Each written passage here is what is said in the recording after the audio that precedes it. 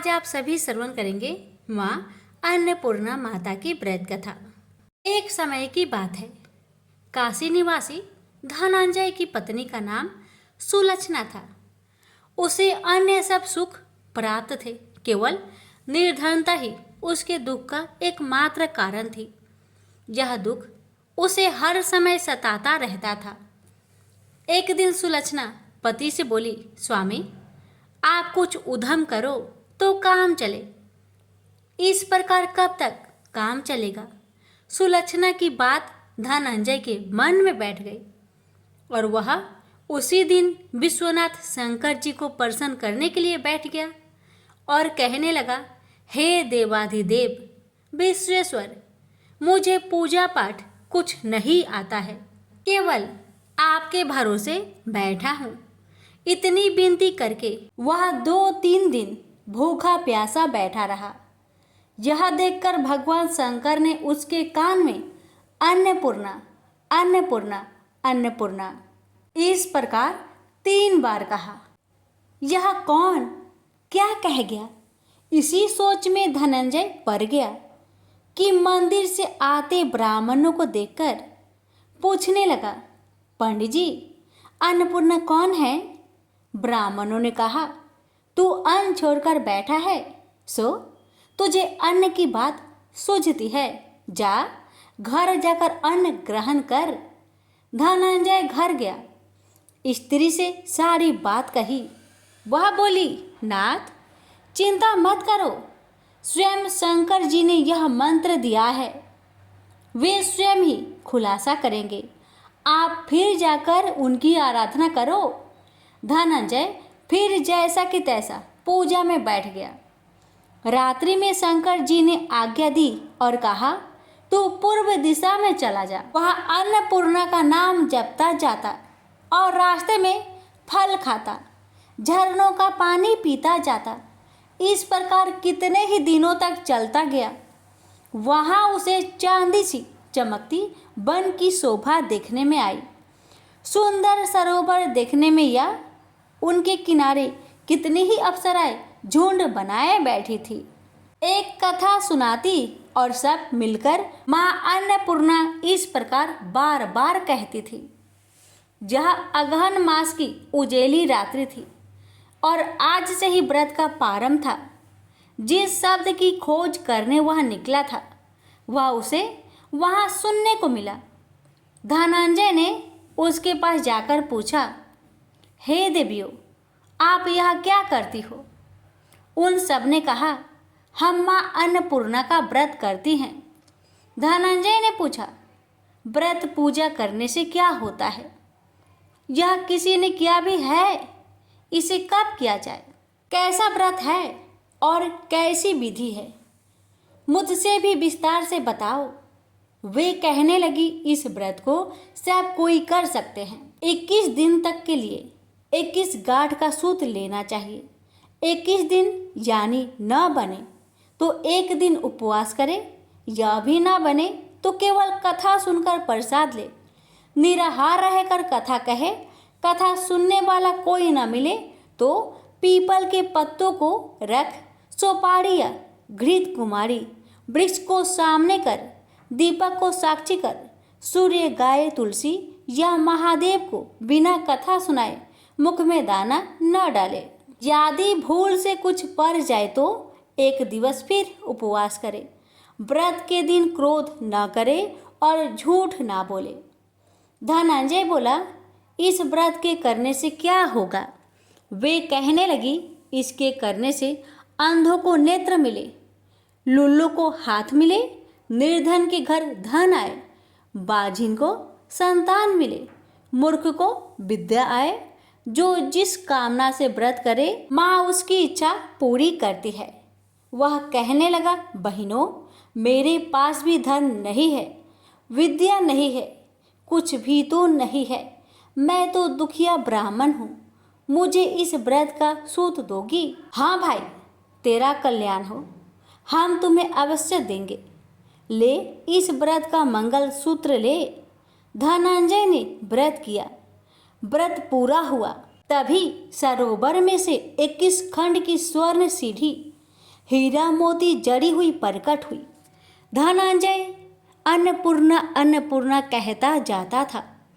इस प्रकार कितनी ही सीढ़ियां उतर गया तो क्या देखता है कि करोड़ों सूर्य से प्रकाशमान अन्नपूर्णा का मंदिर है। उसके सामने स्वर्ण सिंहासन पर माता अन्नपूर्णा विराजमान है।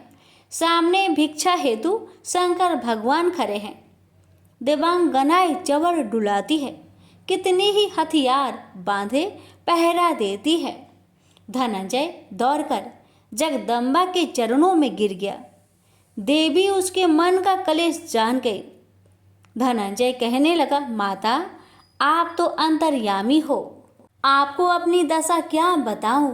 माता बोली, मेरा व्रत किया है, जा संसार तेरा सत्कार करेगा।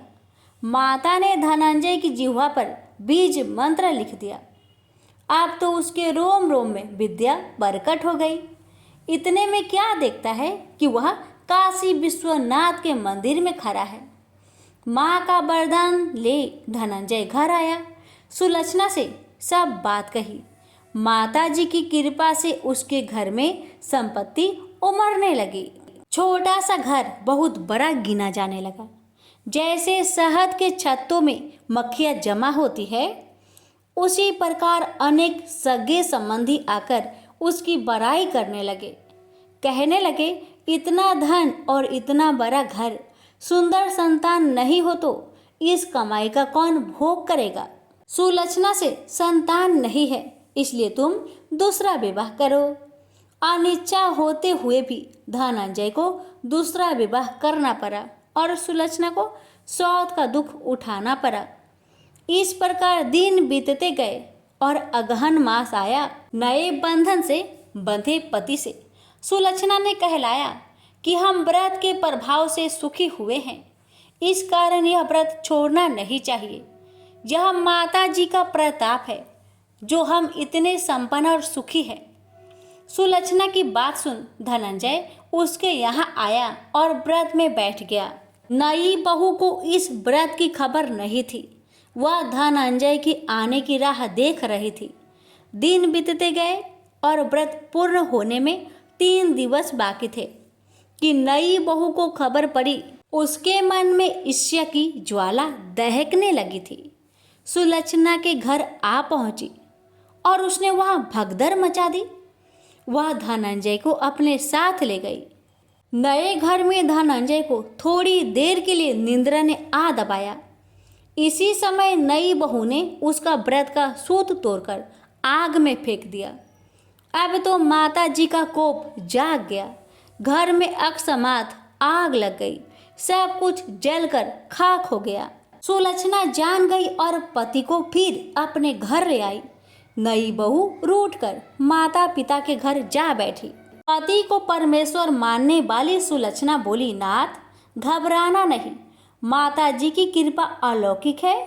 पुत्र कुपुत्र हो जाता है पर माता कुमाता नहीं होती। अब आप श्रद्धा और भक्ति से आराधना शुरू करो, वे जरूर हमारा कल्याण करेगी। धनंजय फिर माता के पीछे पड़ गया। फिर वही सरोवर सीढ़ी प्रकट हुई। उसमें माँ अन्नपूर्णा कहकर वह उतर गया। वहाँ जा माता जी के चरणों में रुदन करने लगा। माता प्रसन्न होकर बोली, यह मेरी स्वर्ण की मूर्ति ले, उसकी पूजा करना, तू फिर सुखी हो जाएगा। जा, तुझे मेरा आशीर्वाद है। तेरी स्त्री सुलक्षणा ने श्रद्धा से मेरा व्रत किया है, उसे मैंने पुत्र दिया है। धनंजय ने आंखें खोली तो खुद को काशी विश्वनाथ के मंदिर में खड़ा पाया। वहां से फिर उसी प्रकार घर को आया। इधर सुलक्षणा के दिन चढ़े और महीने पूरे होते ही पुत्र का जन्म हुआ। गांव में आश्चर्य की लहर दौड़ गई। इस प्रकार उसी गांव के निसंतान सेठ के पुत्र होने पर उसने माता अन्नपूर्णा का मंदिर बनवा दिया। उसमें माता जी धूमधाम से पधारी, यज्ञ किया और धनंजय को मंदिर के आचार्य का पद दे दिया। जीविका के लिए मंदिर की दक्षिणा और रहने के लिए बड़ा सुंदर सा भवन दिया। धनंजय स्त्री पुत्र सहित वहां रहने लगा। माता जी के चढ़ावे में भरपूर आमदनी होने लगी। उधर नई बहू के पिता के घर डाका पड़ा, सब लूट गया। वे भीख मांगकर पेट भरने लगे। सुलक्षणा ने यह सुना तो उन्हें बुला भेजा, अलग घर में रख लिया और उनके अन्न वस्त्र का प्रबंध कर दिया। धनंजय, सुलक्षणा और उसका पुत्र माताजी की कृपा से आनंद से रहने लगे।